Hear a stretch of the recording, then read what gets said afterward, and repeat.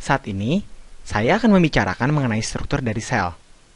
Saya telah melakukan banyak video yang berkenaan dengan sel mengenai apa yang terjadi di dalam sel, tapi saya belum membuat suatu video di mana kita membicarakan mengenai keseluruhan struktur dari sel secara utuh ya. Untuk mengawalinya, saya akan menggambarkan membran dari sel. Oke, ini adalah membran sel.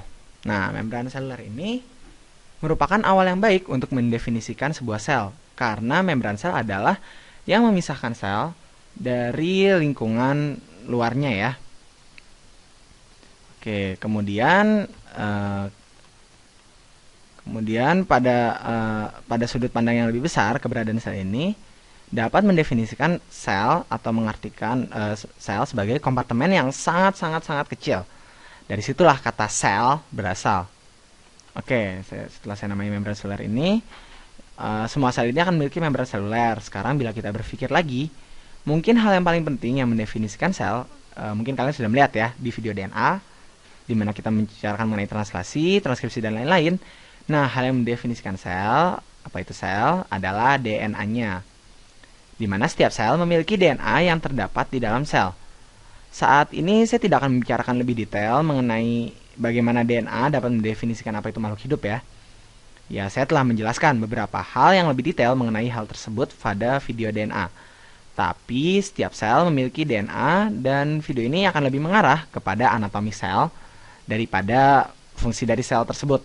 Tapi bagaimana kita akan tetap menerangkan fungsi dari sel itu sendiri, karena kita perlu mengetahui apa yang dilakukan atau dikerjakan oleh setiap bagian-bagian dari sel secara fungsional ya tentunya. Oke, dan itu tadi sudah saya tulis DNA. Dan di DNA itulah kromatin dibentuk dan terdapat juga beberapa protein. Nah, tidak terdapat di semua organisme, tapi di sini kita akan membicarakan mengenai eukariot terlebih dahulu ya. Nanti saya akan coba bicara mengenai perbedaan antara eukariot dan prokariot. Oke, dari DNA ini, kemudian setelah saya gambarkan, ini adalah gambaran dari sel secara umum, baik itu sel animalia, plantae, ataupun kingdom apapun ya, semua ya, secara umum mereka berbentuk seperti ini. Oke, saya belum menggambarkan banyak detail ya pada selnya. Di sini saya telah hanya menggambarkan DNA dan membran sel. Sekarang saya menggambar pembeda kehidupannya, yaitu adalah membran sekeliling DNA. Oke, jadi sel-sel ini memiliki membran yang memisahkan DNA, kromatin, dan segala sesuatu yang membentuk dan terdapat dalam DNA.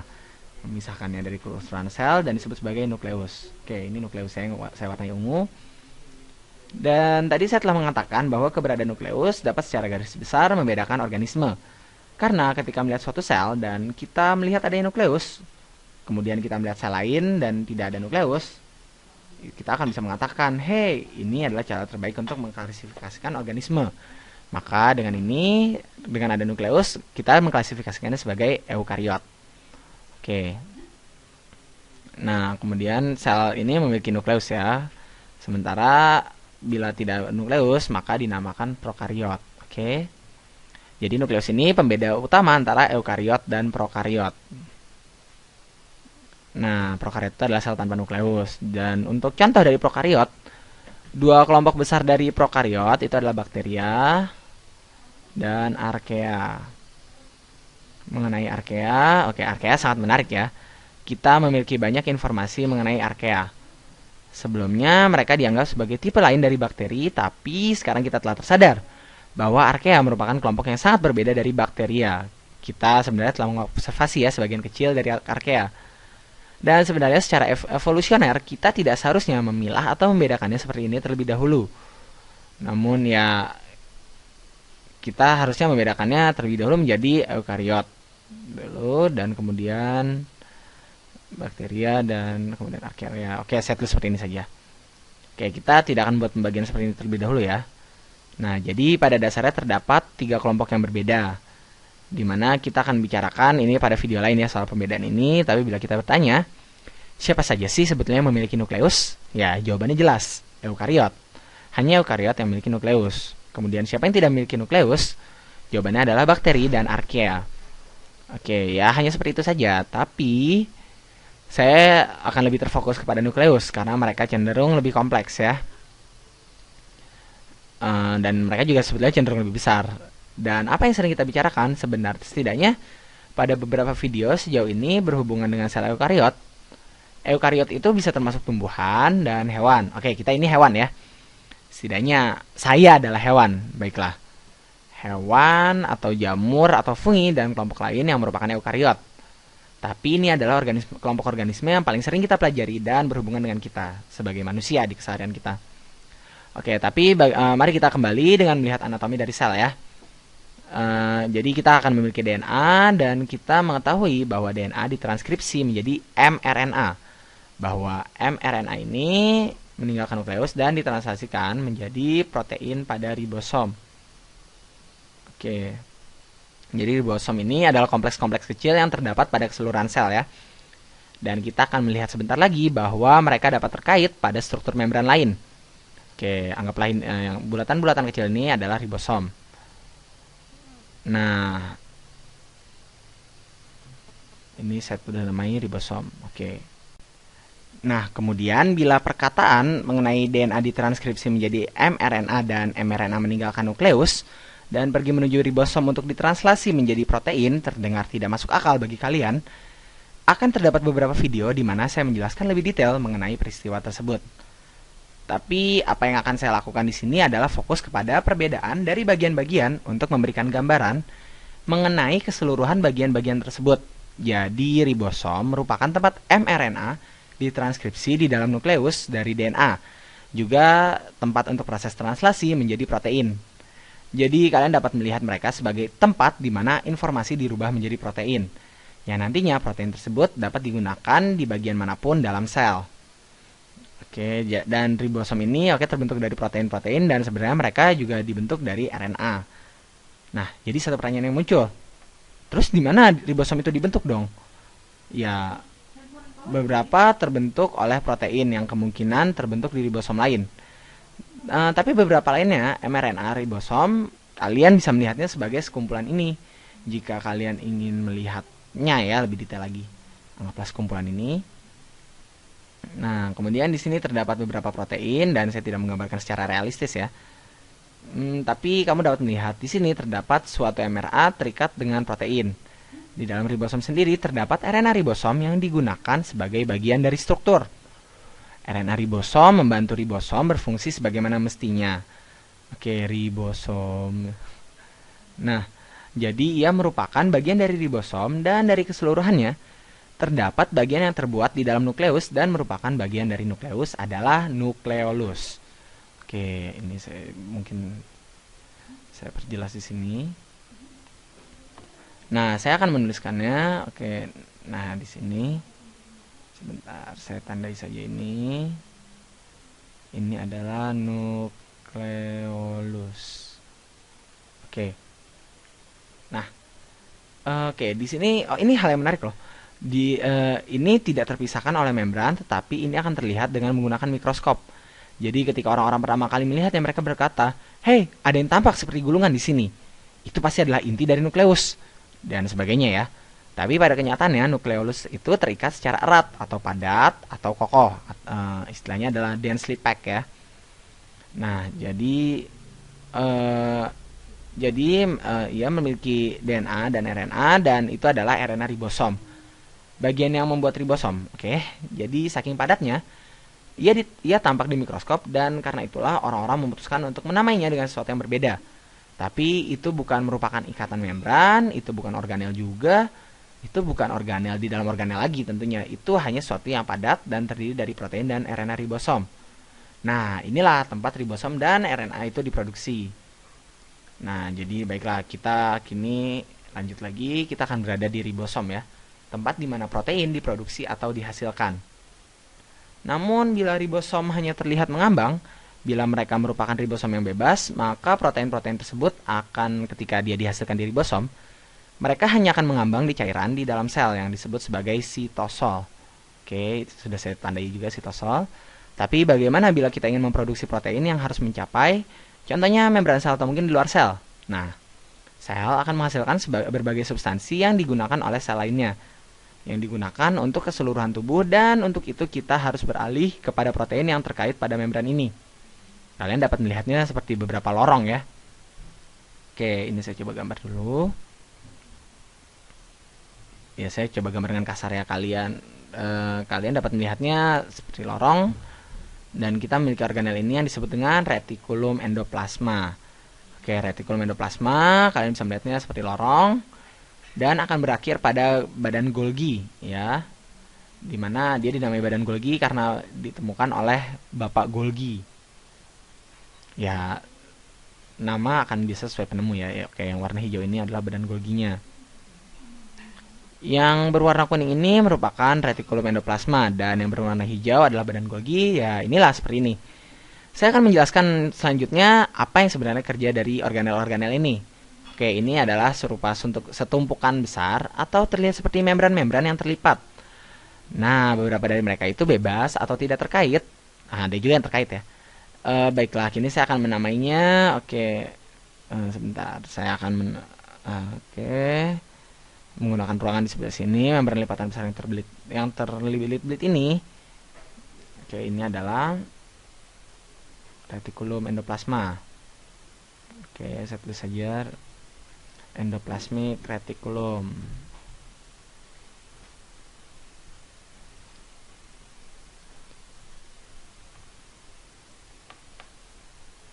Nah, retikulum endoplasma cocok juga ya untuk jadi sebuah nama band ya. Hehe. Dan retikulum endoplasma dan bagian yang terdapat ribosomnya disebut dengan retikulum endoplasma kasar atau RE kasar. Atau deraf IR ya. Nah, IR kepanjangan adalah singkatan dari endoplasmic reticulum. Oke, nah di sini saya akan coba menjelaskan, memberitahu kalau tadi ada deraf IR, otomatis akan ada smooth IR di mana retikulum endoplasma yang tidak mengandung ribosom.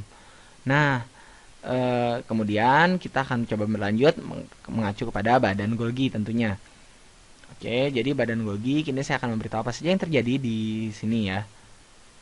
Nah, di ribosom bebas kita, mRNA di sana ditranslasi menjadi protein, dan protein akan mengambang di sekitar sitosol. Tapi bagaimana bila kita menginginkan protein agar mencapai membran atau keluar dari sel? Nah, di sini dia peran dari retikulum endoplasma dan badan Golgi dibutuhkan. Kini kita memiliki mRNA yang akan keluar dari nukleus, dan mRNA dapat terkait pada ribosom atau dapat ditranslasikan oleh ribosom pada RE kasar. Oke, dan mRNA ini ya, mRNA akan datang sini. Kemudian saya akan menggambarkan dengan tanda panah kecil ya, sebentar. Ya, ini. Nah, oke, sebentar. Jadi tadi, nah,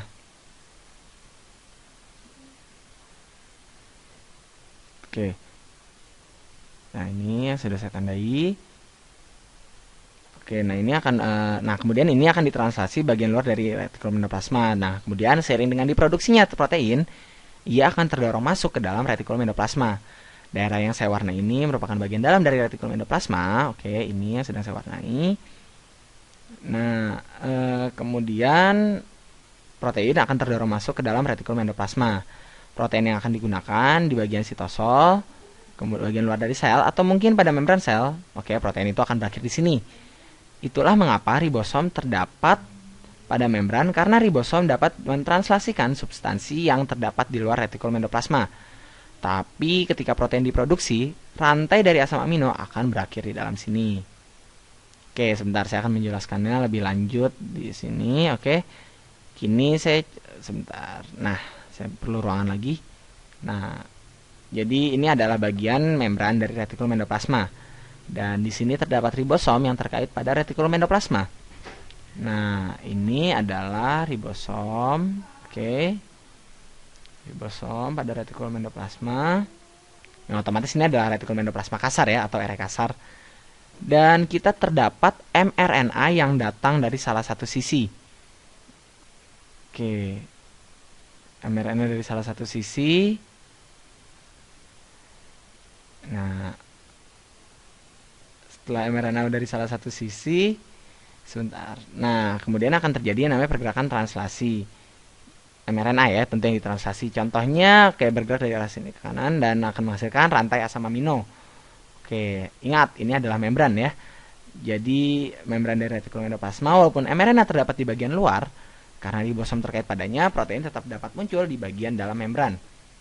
Jadi ketika protein dibentuk, ya gambaran seperti lipatan ini, seperti yang kita ketahui, protein merupakan lipatan cincin asam amino. Protein dapat berjalan melalui RE, ia akan berjalan melalui RE halus, kemudian akan sampai pada badan Golgi. Sebenarnya saya membuat ini terlihat sangat simpel, tapi saya hanya mau memberi gambaran dari apa-apa saja yang terjadi di dalam sel. Dan ketika protein berpindah atau berjalan ke badan Golgi, dan protein akan bersiap untuk berpindah keluar dari sel. Atau mungkin berjalan ke membran sel, mereka akan membentuk tunas dari badan Golgi. Nah, jadi seperti misalnya protein sama ketika ia sampai ke badan Golgi, ingat, ini kita berada di dalam badan Golgi ya sekarang. Nah, jadi seperti misalnya protein sama ketika ia sampai ke badan Golgi. Oke, ini gambaran Golgi. Nah, protein mungkin akan berakhir di sini ya. Jadi terdiri dari cincin-cincin asam amino dan kemudian ia akan membentuk menyerupai tunas. Oke, jadi mungkin awalnya nanti akan terlihat seperti ini, seperti tunas ini. Ya, ini adalah protein. Nah, pada tahap berikutnya, kemudian tunas ini akan terlepas. Jadi seperti ini. Nah, oke, ia akan keluar dan mengambil sebagian struktur dari badan Golgi. Jadi sekarang protein akan dikelilingi oleh membran barunya. Nah, coba mari kita pikirkan apa yang terjadi ya. Kita memiliki DNA yang ditranskripsi menjadi mRNA, kemudian mRNA pergi ke ribosom yang terkait atau terdapat pada retikulum endoplasma, kemudian ditranslasikan menjadi protein yang berjalan melalui retikulum endoplasma. Pertama, retikulum endoplasma, tempat ribosom berada, kemudian retikulum endoplasma halus atau RE halus memiliki fungsi lain. Ia juga membantu, bisa kita katakan, produksi dari hormon dan komponen lemak, ya, atau another fatty compound. Tapi saya tidak akan menjelaskannya secara detail. Tapi ia akan menghubungkan badan Golgi, dan pada badan Golgi protein dapat membentuk tunas atau bud out. Oke. Dan membawa sedikit bagian dari membran badan Golgi bersamanya. Hal mengenai sesuatu yang dikelilingi oleh membran dan berpindah ke dalam sel.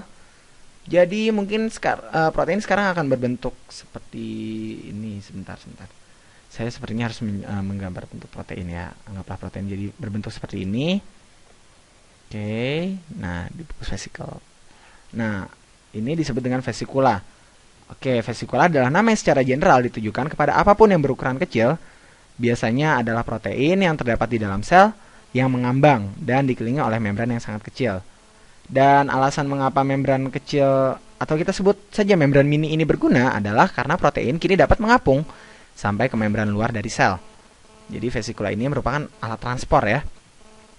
Oke, saya menggambarkan dengan sangat-sangat mudah, sangat simpel tentunya. Saya bahkan tidak menggambarkan permukaan lipid bilayer, tapi hanya untuk memberikan gambaran secara visual seperti apa ini terlihat. Oke, di sini terdapat vesikula, protein kecil di dalam ini, dan akan semakin mendekat dan mendekat pada membran.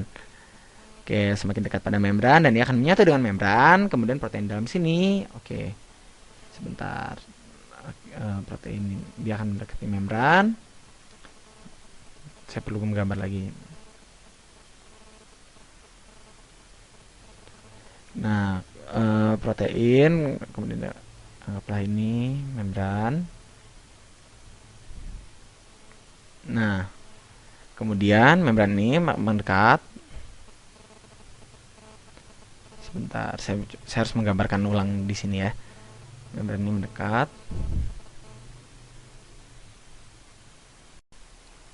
Ya, nanti kemudian lama-kelamaan akan menyatu seperti ini. Nah, ini adalah masih tetap dengan proteinnya. Jadi membran sel dari vesikula akan menyatu dengan membran sel permukaan ya. Kemudian nanti lama-lama membran protein ini akan bisa keluar, oke ya, keluar dari sel, atau bahkan mungkin menanamkan dirinya ya di membran yang ini. Ya, intinya jadi vesikula ini akan menyatu dengan membran sel. Oke. Seperti itu. Jadi di dalam membran seluler luar yang tadi saya gambarkan grafis, oke. Itu akan kita bicarakan nanti lebih lanjut lagi ya. Nah, kembali mengenai struktur dan anatomi dari sel, masih ada dua organel lagi yang harus kita bicarakan, yaitu adalah lisosom. Oke, nah ini adalah lisosom.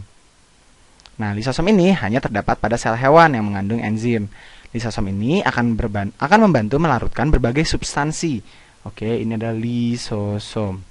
Nah, jadi bila lisosom melekat pada sesuatu dan dapat mengeluarkan enzimnya, ia akan mencerna atau bisa kita bilang mematikan substansi tersebut. Nah, jadi itu adalah kerja dari lisosom. Pada tumbuhan, kita memiliki vakuola litik atau vakuola lisis. Ya, organel ini menyerupai lisosom berdasarkan istilah dan fungsinya. Jadi, vakuola lisis ini pada dasarnya merupakan vesikel berukuran besar. Ya, itu sebenarnya adalah istilah bagi membran organel terikat atau membran bound organel. Jadi, vakuola dan sekali lagi, apa sebenarnya organel itu? Organel, oke. Ini adalah vakuolanya ya, tadi yang saya bicarakan. Jadi, organel itu ini ya, organel itu bisa diartikan sebagai subunit dari sel. Ya, itulah organel. Jadi istilahnya kalau dalam tubuh ada organ, nah sel itu adalah tubuhnya, organel itu adalah organ dalam tubuh. Jadi subunit dari sel. Jadi vakuola merupakan organel yang berfungsi sebagai tempat menyimpan berbagai substansi yang berada di dalam sel. Jadi vakuola itu seperti brankas ya. Nah, jadi vakuola litik sendiri merupakan vakuola pada sel tumbuhan yang menjadi tempat penyimpanan bagi berbagai macam enzim. Bila ia melekat pada sesuatu, maka ia akan melarutkannya. Jika ia dapat mengeluarkan enzimnya tersebut. Kalau tidak, ya tidak terjadi gitu. Nah, kini kita akan beralih kepada mitokondria. Oke, mitokondria. Oke. Nah, selanjutnya kita akan berlanjut ke mitokondria. Sebentar, saya perlu menggambarnya dulu. Ya, ini. Nah, mitokondria ia memiliki membran luar dan ada membran lagi di dalamnya. Disinilah kita menghasilkan energi kita, di mana gula dirubah menjadi ATP, dan mitokondria ini memiliki DNA-nya sendiri. Ia akan dapat memperbanyak dirinya sendiri atau berkembang biak sendiri. Nah, inilah yang membuat orang-orang percaya bahwa mitokondria itu hidup dan bahwa nenek moyangnya pernah hidup secara independen dan merupakan organisme prokariot bebas. Ya, jadi pada titik tertentu mereka menemukan satu gagasan, hey, kenapa kita tidak hidup di dalam organisme dan hidup secara bersimbiosis? Jadi istilahnya mungkin itu ya yang di pikiran prokariot calon mitokondria ini. Jadi mitokondria merupakan organel yang dahulu atau nenek moyangnya adalah kemungkinan hidup sebagai prokariot bebas. Ya, mitokondria. Mitokondria adalah tempat respirasi seluler terjadi dan untuk sel tumbuhan yang hanya terdapat, ya yang jelas tidak terdapat di sel hewan ya. Tumbuhan ini mereka memilikinya kloroplas yang merupakan bagian dari plastida ya. Kita akan menggambarkannya secara spesial. Oke, sebentar. Saya selesaikan dulu dengan mitokondrianya. Oke, sudah dengan mitokondria. Kemudian tadi untuk tumbuhan dia akan memiliki yang namanya kloroplas tadi ya. Nah, jadi kalau untuk kloroplas sendiri, kloroplas itu saya coba akan menggambarkannya. Sebentar, saya mencari tempat dulu. Sepertinya bisa di sini. Nah, jadi saya menggambarkannya dengan warna hijau ya tentunya karena ini spesifik di tumbuhan. Oke, jadi untuk kloroplas sendiri inilah tempat fotosintesis terjadi dan di sini akan terdapat grana dan lain-lain. Ya, saya akan membicarakan lebih detail pada video fotosintesis. Nah, jadi kini kita mengetahui bahwa ada organel lain yang menyerupai mitokondria. Mereka juga memiliki DNA sendiri dan pada ribosomnya sendiri, maka terdapat kepercayaan bahwa mereka pernah menjadi prokariot bebas yang belajar hidup bersimbiosis di dalam sel eukariot yang lebih besar. Oke, kita sudah hampir selesai dengan struktur sel. Namun, ada hal lain yang perlu kita ketahui, yaitu dinding sel. Nah, jadi dinding sel ini terdapat pada sel yang bukan sel hewan ya, yang memperkuat membran luar dari sel, atau membuat membran sel luar menjadi lebih rigid atau kokoh. Oke, sepertinya saya harus menggambar ini. Nah, sebentar, bukan, jangan kuning. Sebentar. Nah, saya lebih menyukai warna hijau di sini karena dinding sel ini tidak di sel hewan umumnya ya, di sel tumbuhan. Nah, kemudian dinding sel tidak sepenuhnya kokoh ya, karena kita bisa melihat dan mengibaratkannya sebagai balon yang menyediakan sedikit kekokohan. Benda seperti kayu sebenarnya memiliki dinding sel ganda untuk memberikan kekokohan dan membuatnya menjadi lebih kuat. Oke, nah ini adalah dinding sel. Ini bukan sel hewan ya, berarti dengan adanya dinding sel ini. Dan pada tanaman dinding selnya terbuat dari selulosa ya. Selulosa, ingat, selulose. Jadi ia akan memberikan kekokohan yang lebih atau memberikan bentuk bagi membran seluler.